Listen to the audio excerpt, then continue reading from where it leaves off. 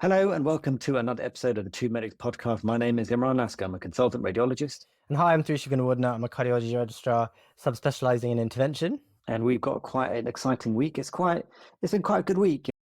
Obviously, the PA things come up again, and we'll have to talk about that again. But there's been great subjects coming up, and I think we're going to have a really good episode today. Yeah. But anyway, Thrush, how you been? What's been going on? Yeah, good, thanks. Yeah, as you say, like really varied topics, like quite a mixed bag. Obviously, the PA thing is a kind of recurring theme. I feel like if we were like a TV series, we have like separate episodes, but the PA is like the string that like binds our episodes together. And then in the finale, God, what happens in the finale? Pizza will definitely be in the finale, won't it? But Yeah, I guess so. The big reveal. Yeah, I would have got away with it if it wasn't for you pesky kids. Yeah. oh yeah, I just don't know who you are. Yeah, so for those I don't know, that's a physician associates we're talking about, and that seems to be a recurring theme along medical social media across the board. It seems to be a constant issue. But yeah. Otherwise, you've otherwise been okay. I think you're starting nights this weekend. Is that right? I am. Yeah, Yeah. So I'm expecting some angry messages this weekend, aren't I? yeah. That's going to happen.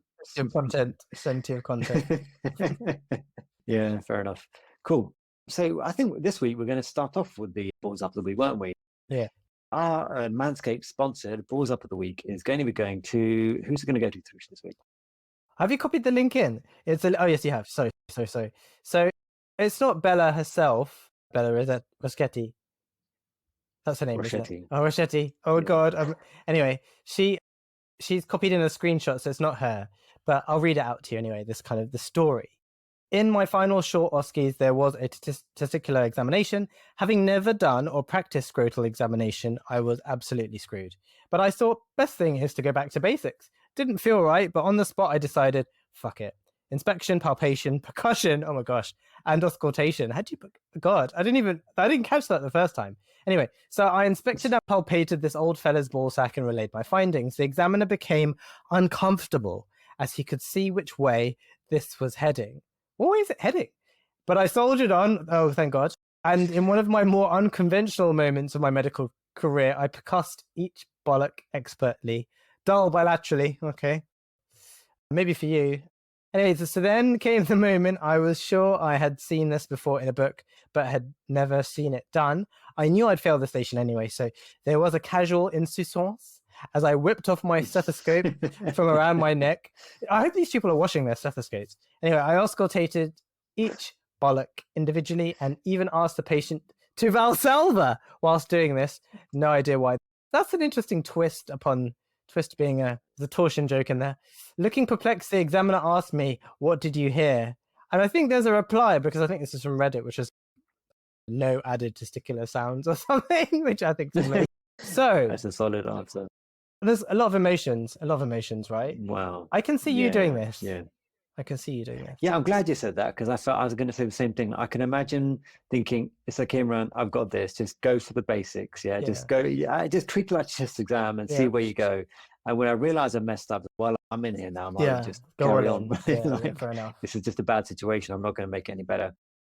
Yeah, it's brilliant. It's brilliant, isn't it? The dedication to just seeing that through, if it's true, is brilliant. How would you feel being the examiner? How do you feel being the kind of dummy patient, mate? Be like, what the heck? What? I didn't sign up for this. Let's put this cold stethoscope. Yeah. Did they warm this stethoscope up? They should have got extra points if they warmed their stethoscope up. But I think crucially... What about percussing? Yeah, I know.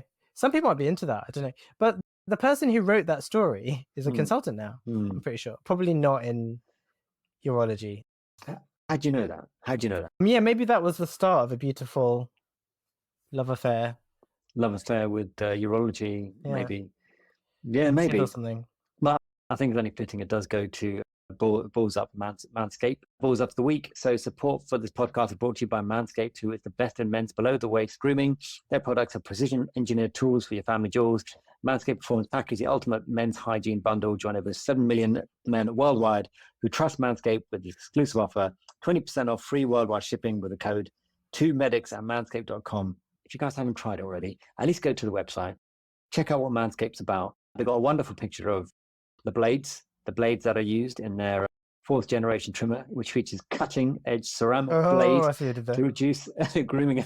It reduces think it increased, but it actually reduces grooming accidents thanks to advanced skin safe technology. And the Lawnmower 4.0 is waterproof and also has that 4000K LED spotlight to give you some more precise shave, etc., etc. It's a good product, and I have been enjoying many of the products. And like I said before, I actually keep some of the products near my desk when I'm doing where I pause in because it just smells nice. Really? Well, It just smells nice. Yeah, it's right here. Look. Oh, I thought you meant the shaver that you might just, Oh accidentally. yeah, just in the middle of scanning. Yeah, I'd be like, I'm Nice, good.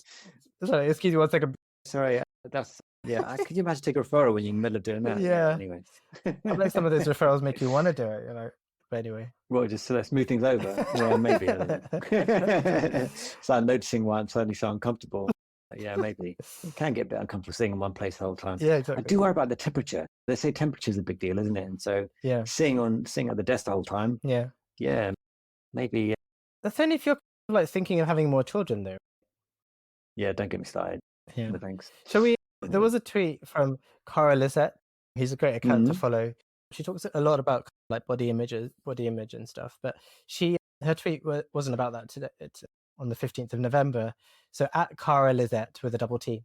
I really dislike the phrase "start a family" when people are talking about having children. Don't make somebody a family. Me and my boyfriend and our pets are a family. Best friends in a house can be a family. Siblings living in a flat are a family. Which I think is an interesting point, though, Yeah. because sometimes or if you think about people you might consider family and how sometimes the bonds with those people would be stronger than people that you might consider blood relatives, I guess. Is that right? That kinship. Yeah. It's about kinship, right? I think it's just based on it must be based on where you're coming from. Because obviously me growing up in the family and the surroundings I had, a family was always going to be husband, a wife and kids and stuff. And obviously as time's gone on and you grow up and you see the world and you talk to more people, you realize that that's not what necessarily makes a family unit.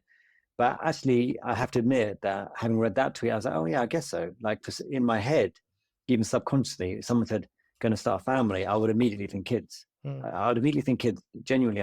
I would never, actually, did you send me this video through? You can tell me whether I've got this wrong. But someone sent me a video of a girlfriend talking to her boyfriend about pretending to have an offer to sell their dog for about 100 grand. And she was saying, like, I'm trying to barter for a little bit more. And the husband, the boyfriend's like, sorry, what do you mean you're bartering? And he was like, I reckon we could get maybe 150 grand. He goes, would you sell your family member? What do you mean you're going to sell our dog? Yeah. And I thought, of course you'd sell the dog. Why would you not sell the dog? 150 grand.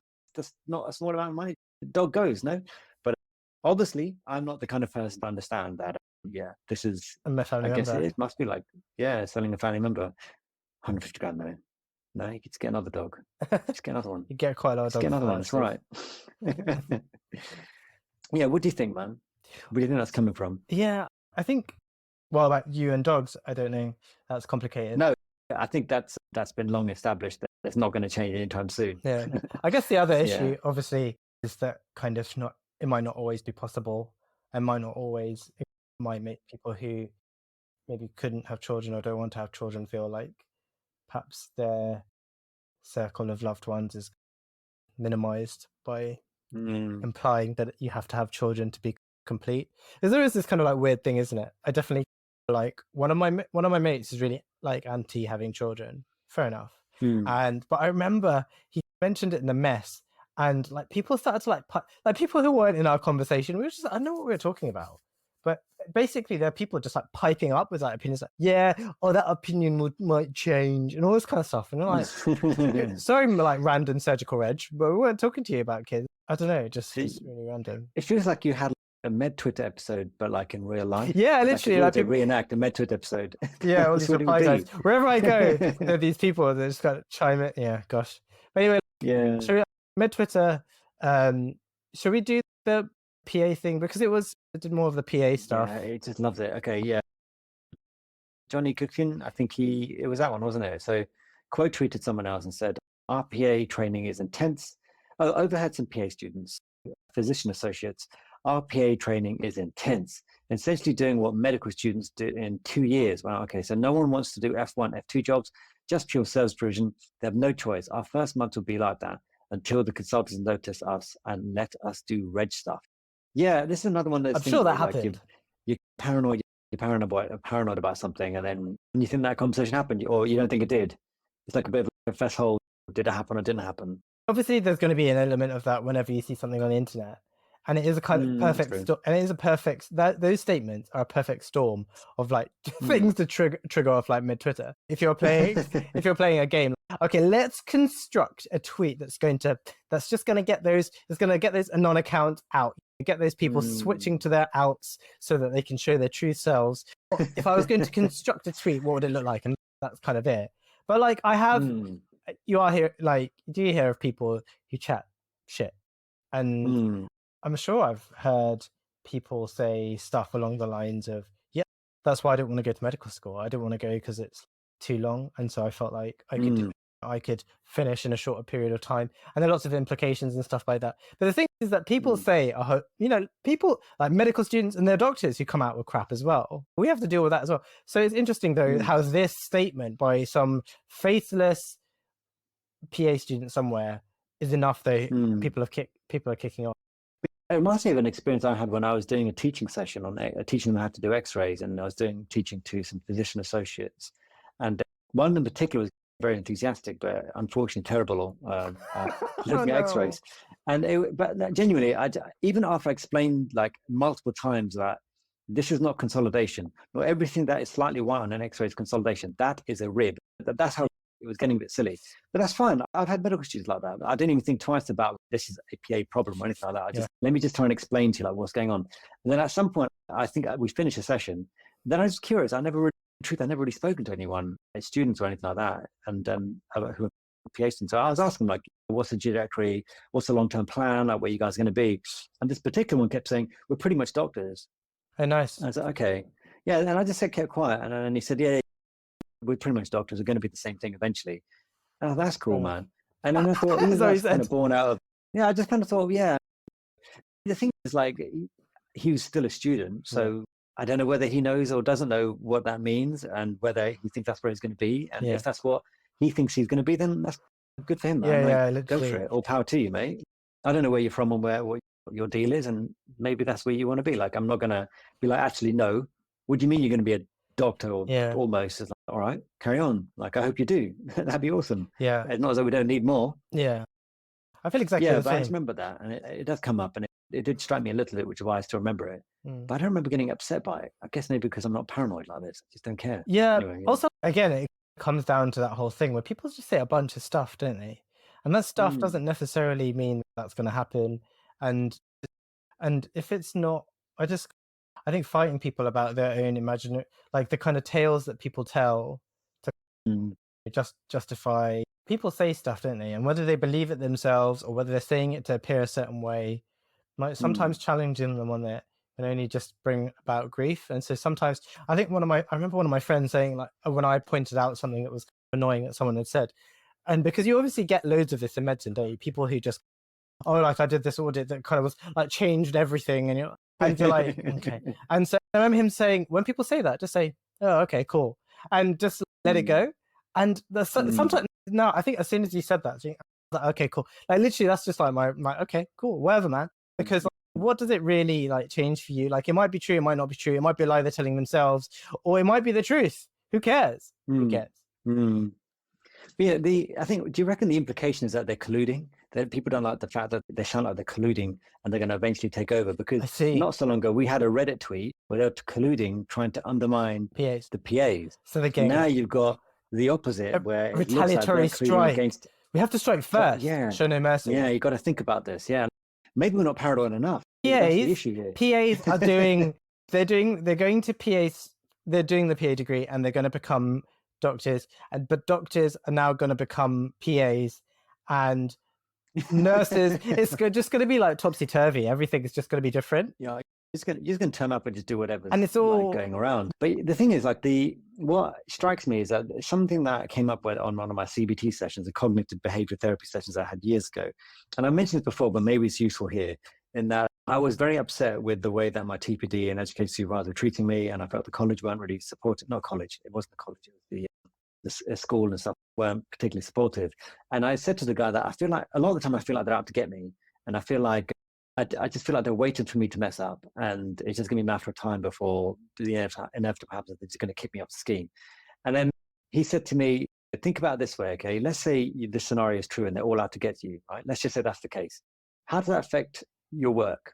And it doesn't. Because so he's saying, so basically you're saying you're still going to do the best work that you can. So why are you doing that then? And I was like, well, because I want to be the best that I could be. I want to be a good doctor. I want to be good to my patients. Exactly. So let's say they are out to get you. That doesn't change the work that you do. And let's say it's all in your head and they're not out to get you. Does that change the way you work? Like, no, it's exactly the same. Exactly. So just go do the same job that you'd always do to the best of your ability, and don't worry about this other stuff, the paranoia, the things that you think are happening in the background. Just go do the best job that you can, and that's it. And I think that was really good advice. Yeah. It made things a lot easier for me to deal with, even when I had snide comments and things being thrown around about me, and I overheard from other people about.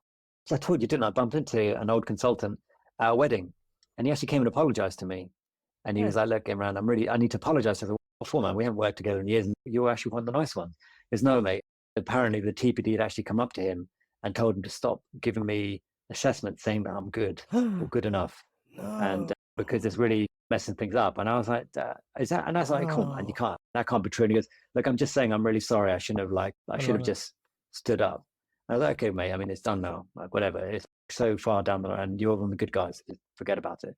But this is what I mean. Looking back, I'm glad I didn't think about that or know about that and any of those things, because I still worked hard. And that's how I think everyone should just work hard, do the best job you can, go home and do something else, is what I've also said. Yeah, it kind of brings us on to another topic. It's a really, really good one. We talked about non-accounts being a bit coming out with some weird stuff, but there was a really good one which you messaged me. Like, yes, that's the one, Thrisha. That was a really good one. Do you remember? Yes. And it was about supervision. And it did make me think of you when I saw it, because it is about how, like, good ways of dealing with a trainee in difficulty, but also the label trainee in difficulty and how it's. Do you want to read it out? Yeah. Okay. So it's quite a long. It's a few tweets. I don't normally read beyond one tweet, but anyway, I was a pediatric doctor. Yeah, it's a great account to follow. Please, at doc_bipolar. I mean, they've got like 20,000 followers anyway. No, 13,000 followers. Everyone counts. Yeah, go for it. So I was a pediatric doctor. I got sick, burnout and mental illness, labeled as a trainee in difficulty. I broke. Educators and supervisors, this thread will change your practice. But first of all, shame. Up until then, I had been an excellent trainee. Suddenly my career was reduced to 3 words: trainee in difficulty. Stigma, judgmental, a big black mark next to my name, because that term suggests failure. Weakness, with failure comes weakness. A sense that I should be able to cope, an expectation that I wasn't meeting. Clinically, I was still very competent, but nothing in that phrase represented that. A sweeping statement with no real meaning. But number 3, blame. The system let me feel like I was somehow self-perpetuating my difficulties, like they were mine to own and take control of. The truth is, I was sick in many ways. Things were out of my control. And for the system, we shouldn't need to label trainees to get them the support that they deserve. I was a trainee, just a trainee. If I need to be put in a box, it should be a positive one that sees me as a person. Language matters. Instead, you could try, I have a trainee with additional needs who deserve more support, who's working hard despite difficult circumstances, who's going through a hard time, who I want to advocate for, who I want to help thrive. This matters. I had some amazing supervisors who have had advocated for me when I couldn't, but the system is rigged. The language judgmental, and we must change it. I resonate with so much of that. And I think what I found, and I think someone mentioned as well about being how you have centile rankings and stuff, and how you get, and I was always, in truth, for anyone that doesn't know by now, I was pretty much bottom percentile of the entire med school all the way through, and God knows how I got through in the end. But the thing is, what people didn't realize, and especially, and even when I started failing radiology exams as well, is that a lot of hard work went behind even failing. Like, people just assumed that you were just turning up and writing your name on the piece of paper and walking out and having a bit of a jolly. I don't know what they were thinking, but the amount of work, the amount of time, the amount of effort, the number of weddings, the number of like birthdays, all those things that you miss. I'm not asking anyone to feel sorry for you or anyone that has to go. It is a personal choice to say, but to say that someone is a person in difficulty and suggesting that they are not as good or not working as hard is really harsh when you put that much work in. And then, sometimes you just don't get what you want. You don't always win everything all the time and stuff. And I think it's a really, really good thread. Yeah. I saw this video, I think it was on TikTok, where someone was saying about a lot of these terms that I think people think of them as progressive, but they're actually are used as weapons. And so Mm, this whole training in distress, I think, is supposed to create the aura of you thinking, oh, you're going to go out to help them. But as the kind of bipolar doc account rightly says, it's actually very stigmatizing. And I remember when you were talking about how they gave you a piece of paper to sign, and how the kind of a lot yeah. of the impetus is put on you to come out. They're like, go, okay, why don't you find a resilience course and go on that, and then report back to me, like. And it is you're treated Mm, like a tennis ball, and you're knocked away off to do some stuff, and then to present back with solutions to your own problems. And mm. that kind of supervision is just, it's just performative, isn't it? But yeah, I think it's a great thread because it does actually give you realistic sounding alternatives, and it does like really shine a light on how pathological that process is.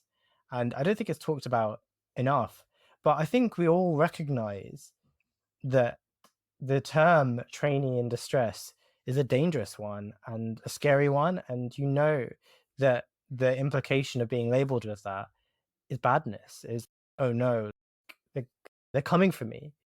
That's what people are Yeah, thinking, and that's not what it's supposed to be. yeah, exactly. And this is, I think that particular tweet is quite nicely highlighted how language matters, Mm. because it wasn't until that tweet that you think of difficult, yeah, training difficulty, it wasn't nice being labeled training difficulty. And the way that you treated when you're a training in difficulty was not nice. And the way people, I remember turning up to the ARCP and they'll say something like, yeah, you've been highlighted as a training in difficulty. And everyone like, oh, yeah. You think, yeah, I am. Yeah, that's me. I'm a training in difficulty. What do we do? In fact, there was one point when I was in an ARCP, and I think I'd failed some exams, but I hadn't failed enough to have my training extended. And my TPD was sitting there, and then I kind of look at him and say, "Oh, come on, mate, don't do me over here, Yeah. and I don't deserve to get extended and stuff." And then so the people on the board are like, "Okay, you don't need to get extended yet, but we'll have to revisit this. You're gonna have an interim ARCP. We can talk to each other, see where you are at." And the TPD goes, "I think you should get extended." And they all Yeah. looked at him and they said, he hasn't failed that many times to, and he goes, yeah, but I just think that he should get extended. And then it was so Wow. awkward. They all looked at each other. They looked at him. They looked at me. And they said, Imran, do you mind just stepping out for a minute, please? Oh, really? It's We just like need to have that? a Oh conversation. my Yeah. gosh. So then I said, okay. So I went and sat outside, whistling away, came back in. They Oh, called me back gosh. in. I came and sat down and I said, and they all looked at each other and, yeah, so we're going to extend your training by 6 months. And I thought, Oh, wow. you bastard. Why? Just, well, why are you doing this to me, man? What did Mayweather say? He goes, sometimes you're on the A team and the B team, and when you're on the B team, you've got to do whatever the A team says. And that particular situation, at that particular time, he was the A team, I was the B team. I just had to take it. Exactly what happened. So I don't know why I'm talking about this. It's not about me. No, but Anyway. it is interesting. I think that kind of your situation, that's why I sent it to you, because it made me think of your situation. But I think it's Mm, just is really funny because so in that video that I saw, they were talking about other terms that are kind of used in a way that is you would think are protective or sympathetic, but they're not. Like mm, diversity is like another one, mm. or even when people talk about democracy and what that even really means anymore. And I think one of the points of that video, if I find the link, maybe you could like add it to the end of the episode. But they're deliberately vague, and it's all kind of smoke and mirrors, and it does hide a lot of bad behavior, but it's under this guise of kind of concern and whatever. But yeah, really Yeah. interesting thread. Yeah. I mean, it sounds like a account to follow. Another tweet came out this week, which I thought was actually quite interesting, and it'll be interesting to see what you think, Trusha. Mm. As a doctor, so there's Dr. Tammy Matawala at, oh, it's quite a nice name, at least underscore ordinary. Cool. As a doctor or a nurse, have you ever cried when you lost a patient? Trusha, have you ever cried when you lost a patient? Or have you cried in general for a patient in For their circumstances, for a patient. good or bad? Yeah. And if you didn't, are you dead Oh, I inside? did inside. I have. I remember like there have been times where I felt like upset about stuff that I've seen, and Hmm. I wouldn't say that I cried like in the moment, but there must be some people that you still think about, and there are a few people like that. I remember like on one particular job where there was a patient who's pretty much there throughout the time that I was in that rotation, and then they died at the very end. and so you feel like you got to know them. And I remember feeling quite gutted by that. I can't say that I've ever cried in the moment, but there are kind of times or things that I've seen that I think still upset me when I think about them. I remember like once seeing a young patient who was on a Lucas device, Okay. and I think that I don't know what that is, but yeah, okay. oh no, sorry, mate. It's like it's an external CPR machine, so it does it's like Oh, wow. mechanical Okay. CPR. And Mm. I remember I'd seen the patient to begin with, and then during my next on calls, I was on the arrest team and coming and seeing that patient, and they had that mechanical CPR thing going up and down. And there was something about the coldness of watching this mechanical device just administer CPR to a young person's body that I think I can still see it now. So that was really sad. So I guess there's that. I can't say that I thought that kind of tweet was a bit funny. It was like one of those kind of, I feel like Pete Turton would have had something to say about that. Like it's a little bit like We should go check his account. yeah. Has he seen it yet? Has he seen it yet? I don't know. We should send it to him and see what he says. Yeah, it's a little bit like one of those. I'm going to put it into my memoir and sell it. It'll be like a bestseller, about how I don't know.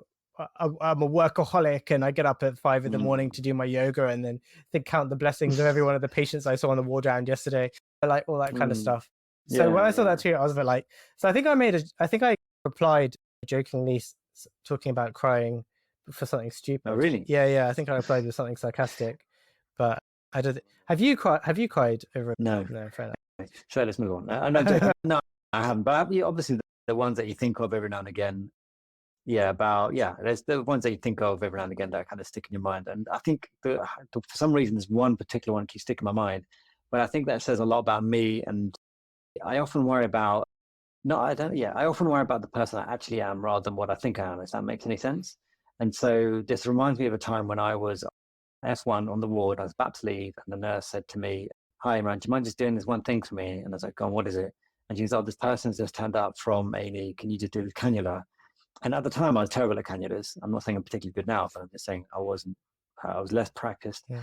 And I was like, "Oh, can't you? Well, that's like another half an hour. I'm going to go get things ready." And I just can't be bothered. And I said, "Listen, otherwise I've got to call the on-call." And that part of me is, I remember I don't want the on-call to come down either for a cannula. It's not great, is it? Fine. So I went and I found the person looked really scared. And I was like, why does this person look so scared? I didn't read anything. I just either walked in, I knew the person needed a cannula and stuff, but they didn't have a cannula. And the patient said, "I'm really scared." And I said, "Why are you scared for?" He goes, "I think I'm going to die tonight." And I thought, okay, why? What's up? And she's like, "I've got cancer. I'm not feeling very well, and I think I'm going to die tonight." And I thought, oh, okay. And then I tried to juice myself, and then I tried to put the cannula in. And as I was about to put it in, she just grabbed my arm like really tightly. And then I just looked at her and she goes, "You're a good person, aren't you?" And I thought, I don't think so. I don't know. And then I think I might have said, "I'm not sure. I don't know." And she goes, I think you're a good person." And then I think she said something else. I can't remember what it was. And then I put the cannula in and I walked off and I said, "Look, hopefully I'll see you tomorrow morning when I actually get to clock you in." And then I walked off and I was really bickering in my mind about like how I'm now an hour late. I was meant to be doing this and I'm stuck and why it keep happening to me every single day.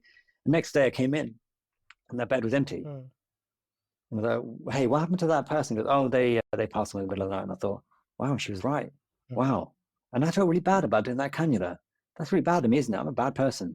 You know what I mean? And I think that really sticks in my head still to this day that, I could have been nicer or at least had nice. It's not that I wasn't nice to that person. I think I could have had nicer thoughts. Yeah, I know what you mean. I wasn't horrible. I think that person would have good memories of me, but I think I could have been nice from the inside. Yeah. But I wasn't. Yeah, fair enough. I failed myself there. Yeah. I know what you mean. It's funny, isn't it? Because then I think that's what, like with loss or like when stuff that happens, which makes you revisit like everything that you did leading up to that kind of moment. I can see why I'd reflect on it after. Yeah, because I always say stuff like it's more about the intention as to why something is done. And if it was the older version of me, I would have made that conscious decision. I'm going to do something good to help someone, and that's all that matters now. It doesn't matter whether I'm going home late or not. But at the time, being younger, being a bit selfish, I was like, "No, mate, I want to go home. I'm sick of being here. I'm always here. I'm always coming in early and always leaving late.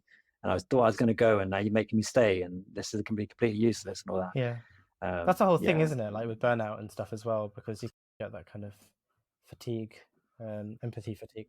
That does lead us on to another tweet. I wanted to. So I found my reply, by the way, which is when I moved to Addenbrooke's Hospital as an F1, and I pretty much the day before, like I was working in Peterborough as an F1, and put the stuff into my back of my car, like all of my worldly belongings in the back of my old Golf, and then drove to the hospital car park, parked the car. But Addenbrooke's is, so I'd worked in Peterborough, which is a DGH, and Addenbrooke's, which is humongous, parked in a car park, went.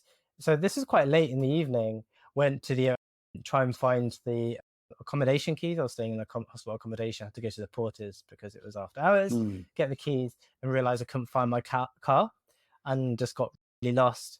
I knew that I was going to I had induction tomorrow morning, and it was now like coming up to midnight, and I was just walking through like the different car parks around Addenbrooke's Hospital, and I cried because I was like, what am I doing?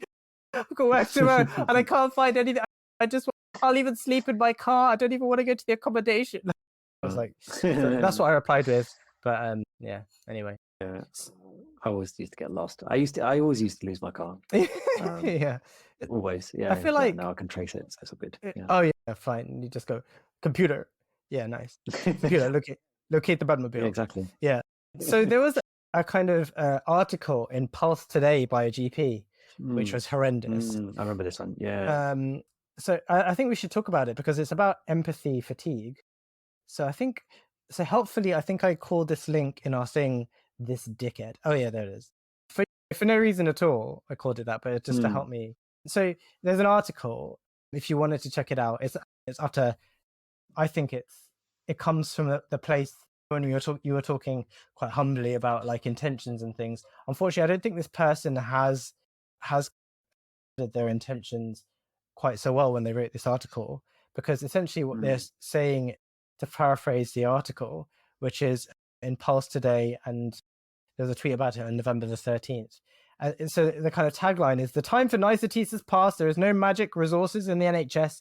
Every minute spent discussing a moody teenager is a minute less spent seeing a palliative patient, says columnist Dr. Musgrave. And basically the implication of the article is that there are too many people seeking help for anxiety, bereavement problems and mental health issues, and the ambulance queues and hospitals around.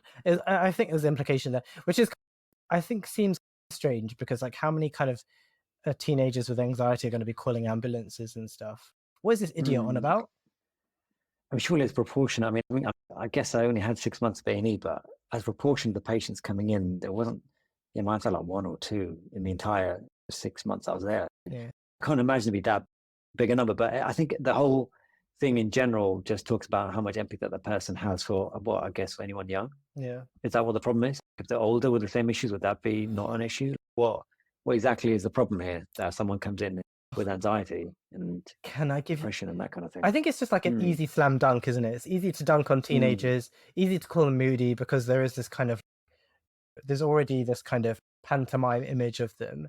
And so it's easy to like dunk on them with this. But how often do teenagers or young people, that's not the problem, isn't it? The problem isn't that there's like a kind of siege of young people going to their GP with mental health problem. In fact, it's the other way around. We know that it's a massive unmet need in the UK, and there's loads of people walking around with anxiety, depression, mental health issues that feel that there aren't adequate, they rightly feel like there isn't an adequate provision of services for them, that they may get sent away, that they may have to wait a really long time, even if they do pluck up the courage and the fortitude and the bravery to see their GP in the first place. And articles like this that imply that they're somehow backing up the NHS is just reckless and just hurtful at kind of best, and at worst just bigoted and stupid.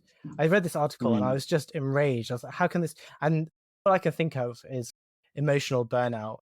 It must be like for someone to talk people in this way. I was disgusted. But there were people, usually anon accounts, who were like, oh, they're saying what I wanted to say. And it's like, yeah, you've got anon accounts. Why not be brave and say it from there? Because you're not brave enough to say it with your real name.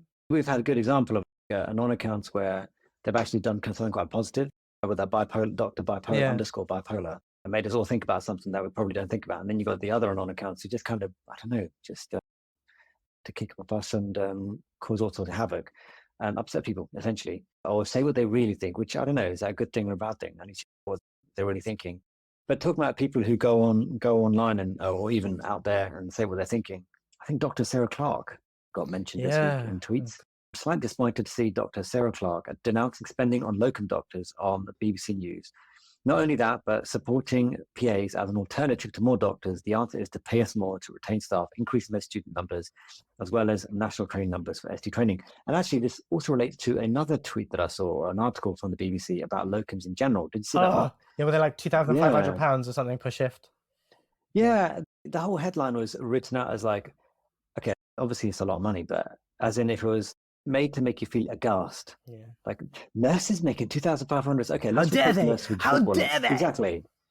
Exactly. And then let's replace nurse with footballers. How would you feel then? Yeah. If we say an actress, a singer, how would you feel that? Or a business tycoon makes £2,000 an hour. How do you feel? What's your emotions there? But as soon as you have the word nurse or doctor, it's like, oh, okay, that's not nice, is it? That's not allowed. That's because it's a vocation. Yeah, it's not allowed.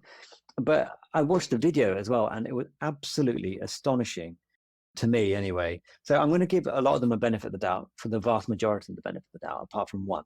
So there were some young guys, and I think one's got a bit of a YouTube thing going on, and he's doing the whole social media thing. Apparently, I think he didn't look like he was going either way on it, because he was saying like, look, I've made loads of money. I made more money doing a locum job than I do in a year being a trainee, which is true. It was 100%. But what really got me was this, I don't know, they got this consultant or some prof, and he said he signed up to, but never said he worked any shifts. And he went and pointed out, oh, look at this, like they're paying £130 an hour, as if this was an astronomical amount of money to pay for a consultant oncologist of his level, and he's a prof, by the way, £130 an hour. So unless he's saying that he would actually go to work for less, I'd be very interested to see his business account and see exactly what's going on, because I find it very hard to believe that someone in that position, and like all that time, would remotely dare say that £130 is too much for a doctor, let alone a consultant doctor, let alone any doctor. And I've said this before, I think we're all worth way more than that. I think all junior doctors are worth like £130, £150 an hour. That's my personal opinion. But I just find it very weird when you've got someone that's clearly got things going quite well for themselves, pointing out to the newspapers and all this stuff as if this is some sort of gotcha. Come on, mate, let's see where you're living in. What's your situation like? That you're going to turn around and say to people that £130 an hour for a consultant job is too much, which isn't that much actually, by the way, for anyone that's interested. Do far better than that. It's just amazing, isn't it? Because it just makes you wonder, what are they trying to pander to? What is it? Who is it that they're trying to impress by saying, oh, like these people, look at those people who are getting paid so much. What is it? What is the problem exactly? Why does it bother you so much? Like the people are being paid how much people are willing to pay them to fill those shifts. If you've got an issue with it, why don't you go cover those shifts then and do it for free? Or yeah, exactly. What is the issue? Like they're paying that because they need to be paid that much, and that's maybe they're not very nice shifts to do. And they're artificially capped as well. So they've already tried to prevent it going by market forces, which would be inevitably upwards, far higher than £130 per hour, even for a consultant. That would be going for a junior right now if they just let it run. Yeah. But because they don't want to spend that kind of money, they're like trying to make out that's a bad thing. And this is what I keep saying. I just don't understand why everyone else seems to be okay to. You'll read the story about, I don't know, you could read some story about some shop worker, and they managed to figure out some sort of business plan, and now they're making £2,000 in a day. You'll see that kind of thing flying around. But if you hear that a fully qualified person who's gone through to university, done all their degree, and doing something that's actually net positive, even if their intentions may not be net positive, it's not worth that.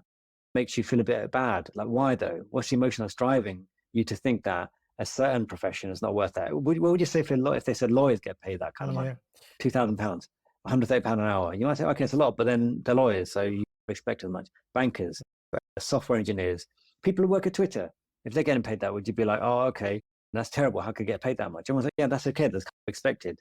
Yeah, totally. But they reduce the expectation of doctors in this country and every health profession in this country, so that when a headline like that comes out, you're almost embarrassed. If someone said to me, if I know people who do far better than that, but they would not want me to mention it out in public or anything like that, because they know they'll get a backlash. They'll suddenly get accused of all sorts of stuff, which is not true. They're good people. Yeah.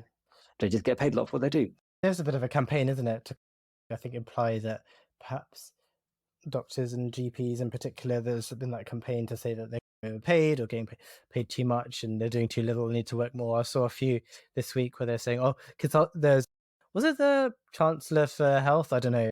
It might be that person. Or, So many. right, I don't exactly. know which one it is. And he was like saying, oh, consultants need to work like 7 days a week. And it's, they do though? What? He's like, it's just, they're just rhetoric and stuff that's just supposed to create a kind of impression, isn't it? Which is amazing. But moving on, there was a tweet from Carolina Espada, and she said, today I'm asking myself if I should leave general practice, a place where patients only have rights and don't respect your advice, where I don't feel safe, because if we say no capacity or redirect, they'll just walk into your room and demand to be seen. Why is this allowed or accepted? That's an interesting one. It is interesting, isn't it? I would always say to yourself, like, what it is that you're there for in the first place, right? And if it's going to start affecting your own mental health and your own happiness, it's probably not worth it. Like, just to go do something else. And someone who's a qualified GP, there are so many things that you could do out there. It's ridiculous, right? I just think that with these situations, I don't think it's, you're in it for whatever reason you think it is. But if this is, if for me, like you had difficult people, but then as long as I get to go home and I get the bills paid, then I'd start the shelves made. That's what I do. Genuinely. Yeah, I just think not an issue. I think but it is sad though, isn't it? Because what you want is for there to be an environment whereby helpful, talented people are encouraged to stay. And I think there is this bemusement and astonishment that there's this kind of undermining narrative that's going on. And rather than just paying people more or resourcing the NHS, it's just seemed to be easier to just not do that and then have people turn against them. And I feel bad for them. Because these are well-meaning people. Obviously, I'm sure they're well aware that they could go and join another industry and make bank and stuff. But maybe they liked being a GP, but I guess. Okay, think about this point of view, right? So let's just change this. So today I ask myself, if I, the radiologist, a place where other doctors can walk in, have the rights, then not respect your advice and feel safe because they've got no capacity to redirect and will just walk into your room and demand to get a scan. Why is this allowed or accepted? The thing is, like, on some level, we're like this, if that makes any sense. Like, we're like this with each other.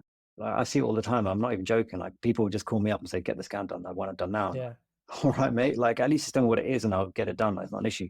But I'm just saying that when there's like some sort of service, and especially if it's a paid service, so in the private sector, it's even worse. If you think it's bad here, then imagine what the private sector is, that where people are expecting a certain level. Yeah.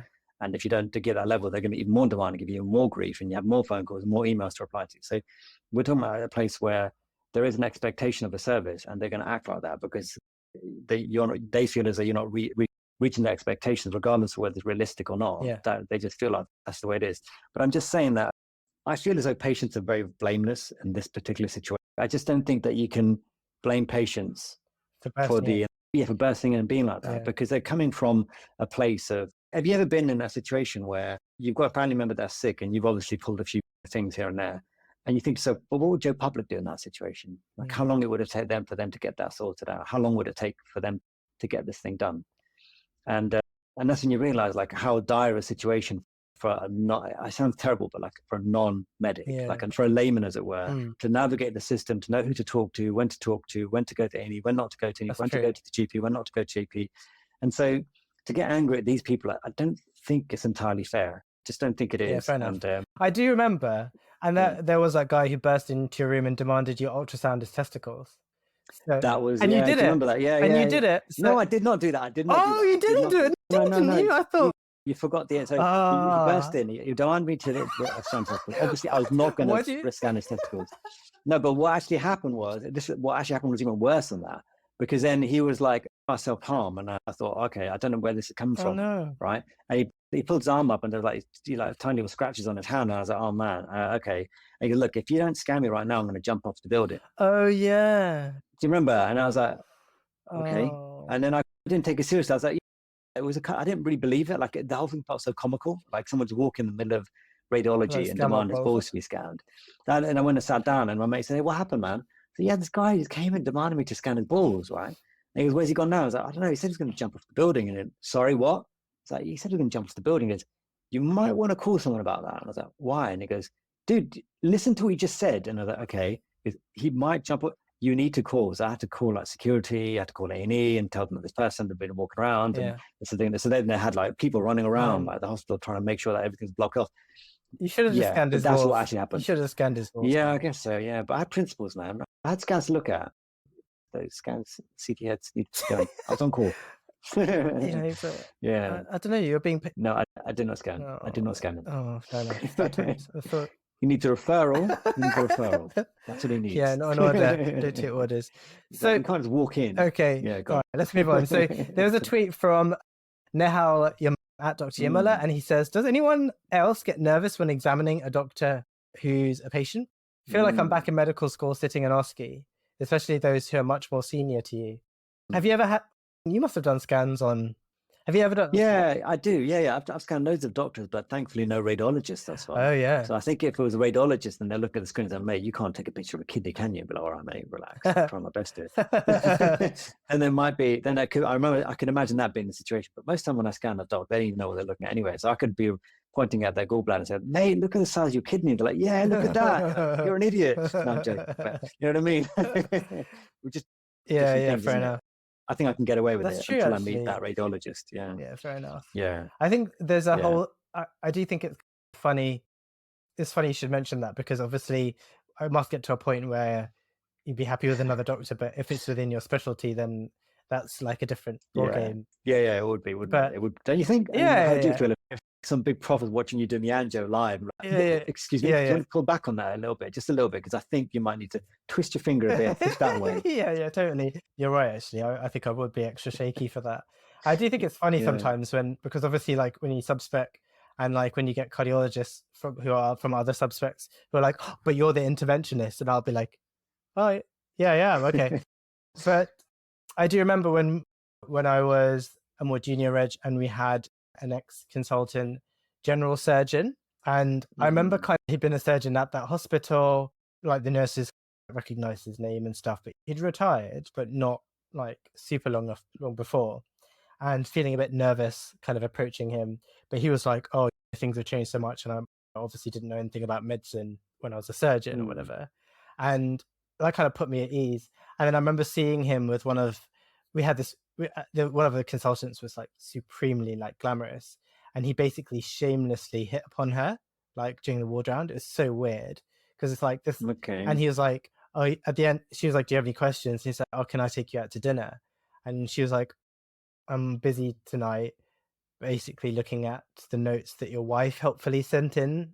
And it was just like the way she just ended it, like, but it was just even be in that situation. I know, it's so gross. It's so gross. I didn't even see it coming, but it did make me think, wow, like it must have been a real rodeo like those days, like to be so brazen, like in front of everyone, to speak to a female colleague like that.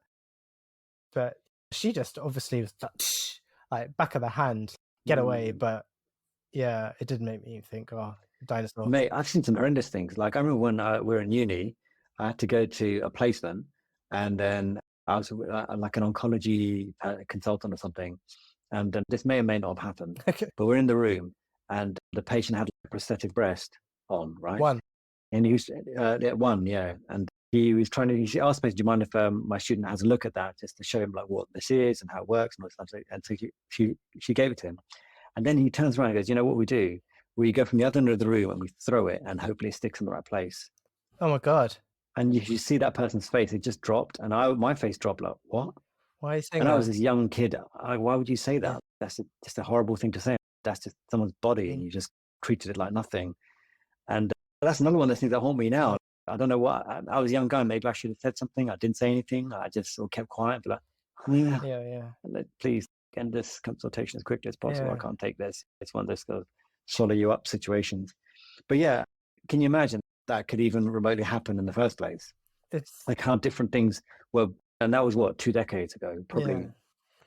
Yeah. The funny thing is that we say that, but I think the thing is that stuff like this does still happen, that you probably just see it less, so people are a bit more like careful about who they say it in front of and who's hearing it, as if obviously, unfortunately, seen from like Twitter and stuff, and people telling us these kind of dickheads are still out there. Yeah, Twitter's been an eye-opener, man, honestly. Yeah. So we're getting up kind of every now and again, it's like, really? Yeah, go on. We're getting up towards the end. I wanted to mention a Hmm. few because there were so many good things. There's so many good Hmm. things, but one of them was, I think, a tweet that you copied in, which was from Oh, yeah. Stephen Leitner, and I was just interested because Hmm. you put a line in there which made me think, oh, you've got some opinions on this. So let me read out the tweet. So, at Steve Leitner, friend's wife calls a Hmm. GP surgery in England this morning at 8 a.m. saying she's coughing up blood.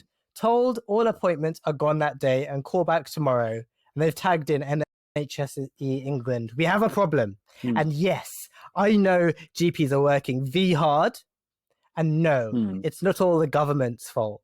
That's it. And then you said, I think you've written like, it's not the government's fault. Imran, Hmm. whose fault is it? Hmm. Whose fault is it? No, my point, my implication was that, hang on, so if it's not the government's fault, whose fault are you trying to say it is? What's your implication, my friend? That I'm not going to blame the GPs. It's no one else's fault. Yeah. But that's what it came across like. That's what I think you're trying to say here. So I thought it was a very sort of accusatory way of, saying that. I mean, of course, it's government's fault. Whose fault is it going to be for not funding the NHS and funding it properly and making sure that things like this don't get slipped through the net? The person's coughing up blood that should be seen to, shouldn't it, really?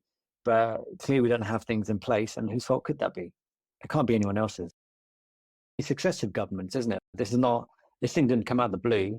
I can't remember, in the entire time that we've been doctors, I can't remember a point in life when, even when Labour were in charge, that things were going particularly well in the NHS. It always seemed to be not doing well. It's always at a teetering edge. Like you never really got a big flux of funding and everything's going well and everyone's doing all right and everything's being great, going great. There's never been a situation where the NHS is funded correctly. And I do think that is a lot to do with, and I've said this before, like where healthcare falls in terms of people's consciousness and priorities, right? So if you went to a dying person, I know it sounds a bit morbid, right? But if you went to a dying person and said, listen, I might be able to give you like maybe a minute of more life. How much are you willing to give me for that? They'd give you the world. Every single penny in the entire planet, they'd give it to you for one more minute on this planet, just one more minute. That's all they want. And that's when healthcare's worth millions, billions. The entire wealth of the entire country and the world is worth that 1 minute. But up till that point, everyone seems to think that healthcare is not that big a deal. And I can't explain it. I don't know what it is. I can't explain it.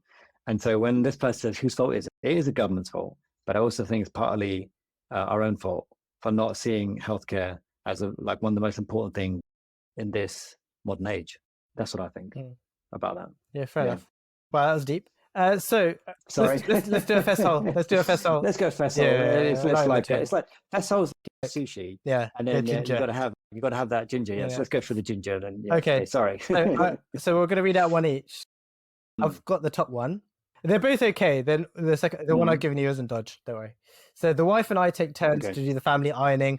I do 1 week and she does the next. So I only wash my clothes the week she's ironing. That way, there's less for me to do when it's my turn. Nice. That's good thinking, isn't it? That's good thinking. I feel like one of those things is probably did it by accident once, and then you're like, oh, and then hang on, because there's something like this. Okay, this may or may not have happened, but like back in school, we had to do history homework and had to be in by Monday, and I could never be bothered. And no, I think one time I forgot, and when the teacher was going around, we had to put all the books on the pile, and the teacher went off. So one time I didn't put it in because I didn't have it done, and then I went in, and so we had the next lesson on Thursday, and I realized that if I went between lessons into his office, the pile of books are still there, unmarked, every single week. So I always had 3 more days than anyone else. And I do is shove my book in the middle of it all, and it's as if it was handed in. That's amazing. Who was the teacher? He was a history one that I think he ended up leaving to become a vicar. I can't remember his name. Do you remember? It was Mr. Sim. King. Mr. King. Yeah, Mr. King. He only marked those stuff the night before. That's what I realized. That's why I always had it. You were always finding those loopholes, mate. That's just me. I think I've said this before. Like I feel like I'm one of these people that is so. I would rather find the shortcut and do the shortcut, even if the shortcut is more work than doing the work. That's so funny. It's a problem. I know it is. That is. But it's the same as we did the comedy course. You remember? Yeah. And you've got to memorize the things. Anything. I'm going to do this weird, prompt. Yeah. So I've had an auto cue. I feel like and I managed to get it timed correctly for what I need to do and say. It's so funny because that's so true. I feel like that's like your essence. Obviously, there are other things to you, but if I had to say, if I was speaking to someone and I was like, "What is Imran? Like, what sets Imran apart?" It'd be that. Well, handing in his history The homework history for that homework. before, having figured out. Yeah, having figured well, out that actually- thing and then sliding it in the middle. Just Yeah, that's tickled so me. true, so true. I think I used to do the cardiology referrals as well. Anyway, did I tell you about No, that? no, Right? what'd you do? I discovered that. Okay, so basically, in the hospital I used to work at, the cardiology referrals took ages because you guys get similar referrals Right, all day long. yeah. So then I realized what would happen was that the referral would go fax to you guys, and then it would go to the secretary, and someone would essentially vet through which one need to be seen sooner. And then whoever actually got the one that need to be seen sooner would go downstairs and put it into a little sleeve in their office. Oh, I discovered what that sleeve was.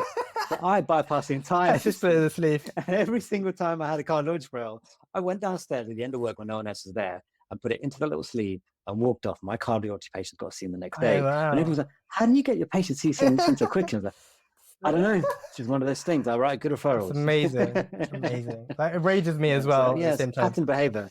pattern behavior continued for many years, it amazing. seems. Okay. You want me to read this one? Yeah. Yeah. And the wife is so impressed that I notice whenever she's had her hair done, and benefits usually ensue that night. The truth is, I watch the bank account app like a hawk and can't help noticing when the salon has fleeced her for another tidy It's sum. cunning, isn't it?